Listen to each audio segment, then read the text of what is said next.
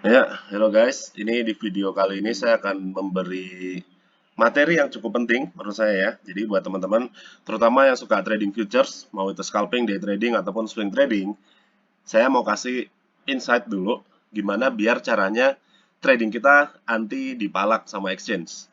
Ya, mengecilkan kemungkinan buat dipalak ya. Karena saya tahu lah banyak orang yang udah kena likuidasi, loss besar sana sini sering banget ya. Dan kadang mereka nggak sadar gitu, kenapa kok bisa kayak gitu. Nah ini kita akan bahas sedikit mengenai kenapa orang bisa dipalak dan gimana cara kita menghindarinya atau memitigasinya. Ini ada beberapa cara yang sudah sering saya temui di pasar ya, di lapangan. Kita coba bahas dan gimana cara mengantisipasinya. Oke, ingat dulu di sini bahwa trading futures, the game is rigged against you. Maksudnya apa? Ini bukan permainan yang fair, bukan permainan yang adil. Ada yang memang sudah curang atau memang sudah dapat privilege yang jauh lebih bagus, yaitu para exchange dan pasar. Kita sebagai pemain, itu pemain yang dengan posisi yang tidak diuntungkan, kayak gitu. Kenapa bisa gitu? Karena di futures itu pertama fee transaksi mahal. Kenapa mahal ya? Karena ya gampangnya anggap aja kita kan main pakai leverage ya. Fee biasa pada saat spot itu berapa bisa jadi paling gampang dikali sama leverage-nya. Apalagi kalau kita leverage gede banget. Lalu ada yang namanya funding fee, ya kita pasti udah tahu ya kadang-kadang tiap berapa jam sekali kita harus bayar atau kita bisa jadi dibayar. Ya kalau kita jadi pihak yang dibayar yang dapat funding fee, ya enak. Tapi kalau kita jadi pihak yang bayar, nyunatnya lumayan nih, itu dipalak lumayan. Kadang-kadang margin kita ngurang lumayan gede juga. Dan tergantung sama exchange ya. Setahu saya kadang-kadang kita bayar itu 2 kali transaksi ya. Jadi pada saat masuk posisi kita bayar misalkan margin kita $100, kita bayar di futuresnya mungkin nggak tahu, 2 atau $3, nanti pas kita nggak close posisi kita bayar lagi. Jadi disunat 2 kali tuh. Lalu ini yang paling bahaya nih, dua ini nih. Maintenance margin dan likuidasi makin dekat. Jadi semakin besar leverage kita, itu semakin cepat kena likuidasi. Ini saya akan kasih contoh gambaran ya. Di sini saya lagi siapin, kebetulan lagi buka posisi, saya akan coba kasih gambaran seberapa nggak enaknya kalau kita menggunakan leverage yang besar. Di sini kita coba lihat likuidasi semakin dekat. Di sini saya lagi ada posisi ya. Kita buka di sini ada kebetulan saya lagi ada posisi futures ya di sini ya. Ini bisa dilihat saya masuk ban USDT dengan leverage 10 kali lipat. Oke, 10 kali lipat leverage gitu ya di sini. Terus kita coba lihat di mana nih? Ada harga harusnya kalau nggak salah harga likuidasi. Nah, di sini ya. Harga likuidasi 0,0476 gitu ya. 0,0476 itu tandanya apa? Coba kalau misalkan saya lihat di sini, ini kan kalau di sini kita bisa ini ya, bisa tahu kira-kira persenannya berapa. 0,0476 ya. Coba kalau saya ganti nih, saya ganti si harganya di sini. Di sini ceritanya saya kalau kena stop loss saya hilang segini, 55%. Oke, ya udah nggak apa-apa. Tadi 0,0476 kita ganti ya, 476. Nah, di sini pada saat kita lagi loss 89%, itu kita ditutup paksa atau dilikuidasi. Gimana? Maksudnya gimana? Berarti sebenarnya bisa aja kalau misalkan harganya dari kita lagi loss 90%, terus dia naik lagi atau balik arah, kan kita bisa aja untung. Tapi di sini udah dipaksa likuidasi, gitu. Jadi untuk 10 kali lipat, ini tergantung pairnya juga ya, tergantung liquidity-nya. Tapi pada dasarnya 10x itu umumnya, ini khusus di exchange Bitget, mungkin di exchange lain bisa beda, mungkin di pair lain bisa beda, itu 90%. Itu sudah kena likuidasi. Ini saya tulis dulu di sini ya, kita tulis di sini. Untuk leverage 10x, loss 89% sudah likuidasi. Artinya 11% sisa sisanya kita, sisanya margin kita itu hilang atau dipaksa ya ibaratnya atau ya dipalak gini aja, dipalak karena karena ditutup paksa posisi kitanya. Gini, ini untuk leverage 10x. Nah, Untuk 20x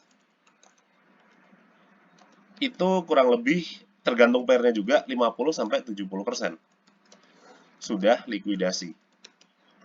Ini tergantung pair. Ya, untuk 50x ke atas umumnya ya 50% atau lebih sedikit gitu. Nah, kenapa ini penting? Jadi ya rugi aja, ibaratnya kita lagi floating 50%. Jadi gampangnya saya masuk posisi 1000 nih, gitu misalnya. Terus pada saat lagi floating minus 500, hilang semua. Ini kalau posisi yang likuidasinya di 50% gitu. Ini nggak enak banget karena apalagi kalau kita pakai leverage yang gede. Coba saya pakai yang saya lagi buka posisi ini ya, BAN USDT ya. Lihat di sini tadi liquid saya kan di berapa tadi kita sorry saya lupa tadi. Ini kita batalin dulu. Di sini sekitar 0,0476 ya, 0,0476. Tadi saya masuk itu di lupa, sorry. Saya masuk di sekitar harga masuk 0,0 tunggu. Harga entry mana tadi?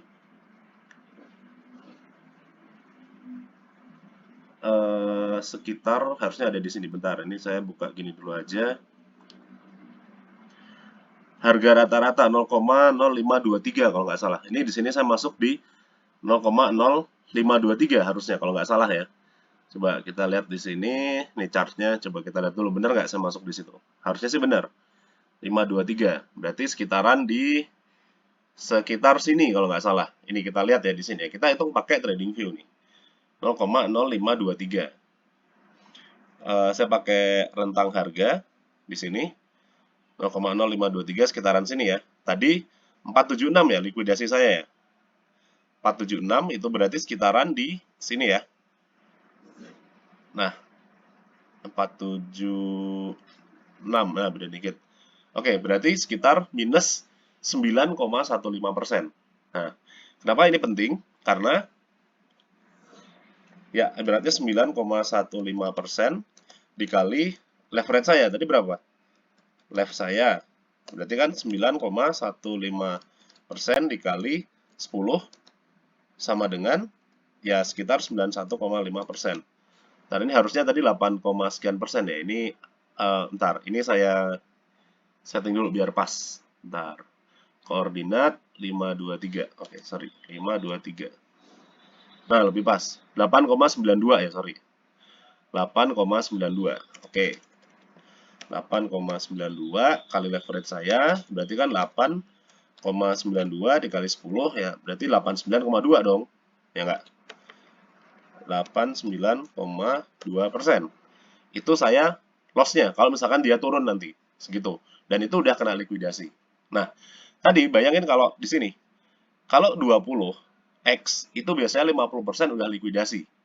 Oke, kalau saya pakai 20x, 50% udah likuidasi, itu gimana dong caranya? Kalau pakai 20x, 50% sudah likuidasi. Oke, berarti persennya, gerakannya itu adalah 50 dibagi 20 dong. Sama dengan 2,5%. Artinya, kalau saya entry di sini sama kayak yang tadi, kayak yang saya masuk ke kali 10, hanya butuh 2,5% untuk saya kena likuidasi atau sekitaran sinilah. Nah, ini nggak mesti pas-pas banget ya, kurang lebih di sinilah. Susah ngegerakin mouse-nya. Nah, artinya saya cuma punya nafas buat segini, dikit banget. Apalagi kalau saya pakai 50x, apalagi kalau saya pakai 120x, makin lama makin dikit. Nafasnya bener-bener dikit banget ini. Ini buat set stop loss aja nggak bisa. Udah kena likuidasi. Nah, itu makanya itu dipalak namanya. Coba mungkin kita coba cari contoh lain. Kalau misalkan kita pakai atau kita ganti misalkan apa? Coba kita lihat di pasarnya ya, ada apa ya di sini ya? Di sini mungkin kita coba pakai Melania ya, Melania coba ya. Kita buka. Misalnya, ini saya buka di sini, Melania USDT. Dan ini mau exchange manapun relatif sama ya. Mungkin ada beda-beda dikit, tapi relatif sama.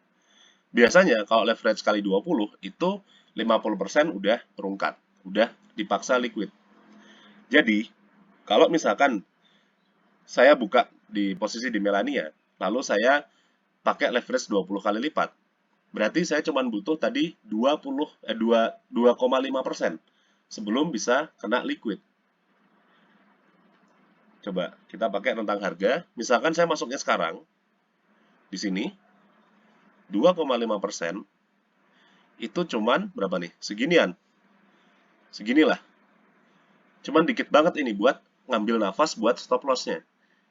Tapi kalau misalkan saya pakai 10 kali, tadi kalau nggak salah di 90%-an ya, berarti hampir 9% atau 8, sekian persen. Segini, lihat, seginilah ya, kurang lebih. Ini nggak proporsional. Jadi untuk kilo saya pakai leverage kali 10, nafas saya panjang. Jadi harganya bisa gini-gini dulu nggak masalah, terus nanti naik. Tapi kalau saya pakai leverage gede, cuman bisa gini doang, baru naik. Karena kalau enggak, saya udah kena likuidasi. Nah, mungkin saya tahu pasti ada yang berargumen bahwa itu kalau saya pakai isolated daripada pakai cross, gitu ya. Isolated atau cross. Tapi, nah, di sini saya mau balik ke poin saya yang lainnya. Di sini, kan tadi ya, likuidasi makin dekat ini udah nggak bener nih. Berikut yang jadi masalah adalah resiko slippage. Apa itu slippage? Misalkan kita nggak perlu khawatir dengan likuidasi yang tadi kayak tadi, tapi kita pakai cross margin dengan harga kecil, margin kecil dan masih banyak potensi apa namanya harga sampai liquid masih jauh, misalkan kayak gitu. Oke, itu nggak apa-apa. Tapi kita tetap pasang stop loss ceritanya. Misalnya nih, ini ilustrasi aja ya. Misalnya nih, saya pasang stop loss di sini. Ini ceritanya aja. Ini cuman ilustrasi ya. Saya pasang stop loss di sini, gitu. Nah, misalnya kalau sampai sini, ini contoh aja ya. Kalau kena stop loss, misalnya minus 5% karena leverage kali 5, maka potensi loss minus 25%. Gini kan? Teorinya kayak gini kan? Gitu. Suatu ketika, ceritanya pasar lagi volatile. Tek, tiba-tiba jebret gini. Nah, ada kemungkinan stop loss kita tuh nggak kenanya di situ. Ada kemungkinan stop loss kita kenanya di sini misalkan. Di sini, misalkan ada ekstra misalnya 1% sebelum SL ke trigger gitu. Nah, kalau saya pakai kali 5, berarti tadinya minus 25, cuman nambah minus 30, jadi 30 dong, karena tambah 5. Bayangin kalau saya pakai kalau pakai leverage kali 20. Ada ekstra sedikit, ini saya loss-nya nambah ekstra 20%. Nombokinnya gede banget. Itulah kenapa saya bilang, ya itu ada resiko kalau kita memakai leverage yang besar. Dan saya selalu bilang bahwa saat trading, apalagi futures, game is rigged against you. Ini kita dicurangi, dipalak, disunat banyak pihak, gitu. Nah, solusinya gimana? Ya, sebenarnya solusi paling gampang, leverage kecil lebih bagus daripada leverage besar. Saya pribadi maksimal pakai leverage itu 10 kali. Kecuali untuk konten, kadang-kadang saya masuk dikit banget ya, terus kalau likuidasi udah biarin aja kali 20 atau kali 50, terus nanti pas sudah profit dikontenin. Kalau enggak ya udah gitu. Seperti itu. Ini yang saya sedang handle posisinya di ban USDT itu kali 10 aja. Ini pun udah maksimal saya gitu. Seperti itu. Nah, ini udah maksimal banget nih buat si ban USDT. Jangan lebih gede lagi. Biasanya umumnya saya sih 5 atau spot atau kali 2 atau kali 3 gitu. Nah, atau ya spot udah bisa oke juga. Dan saya nggak pernah capek buat bilang untuk manage resiko kalian. Nah, ini nanti risk management bisa dibahas di video lain. Tapi saya selalu bilang manage resiko, jangan all in, jangan barbar, jangan pakai leverage gede-gede. Di sini kenapa saya bilang spot udah bisa oke? Nah, di sini coba kita lihat di pasar Bitget. Nih, 24 jam terakhir, ban USDT itu udah 55%, hampir 55%. yang ngapain pakai leverage gitu. Sebenarnya kalau misalkan kita mau niat untuk trading dengan sangat serius gitu. Ngapain pakai leverage? Atau ini Qtum 9%. Ya udah bagus banget. 24 jam 9% udah oke gitu. Coba kita lihat ini kan ada si ban tadi di sini 24 jam terakhir ya.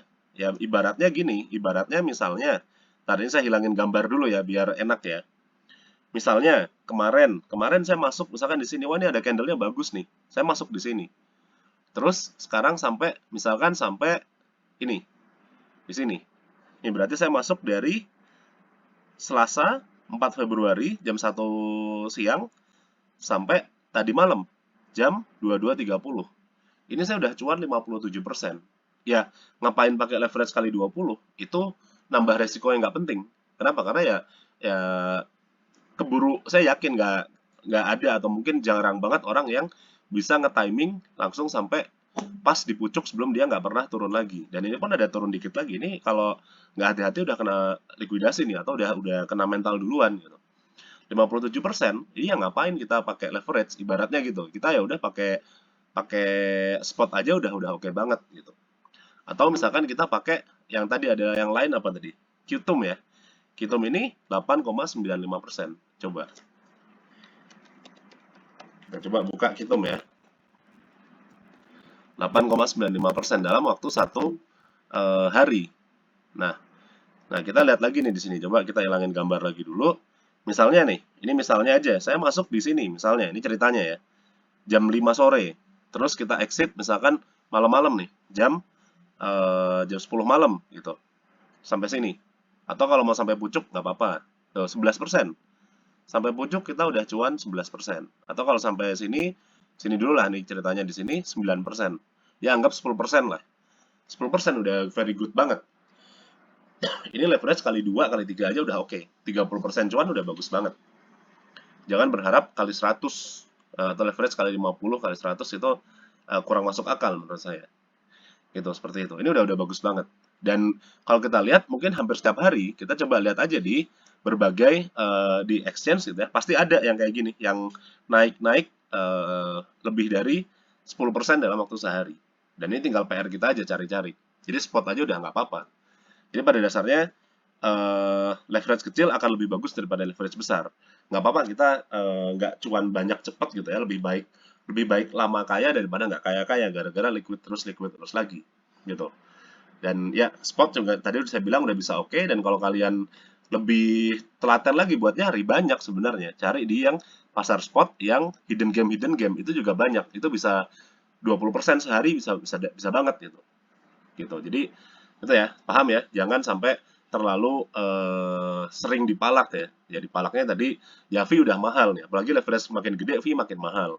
Ada funding fee, ada kadang 2 kali transaksi, ada resiko likuidasi dan segala macam, dan ada resiko slippage juga gitu.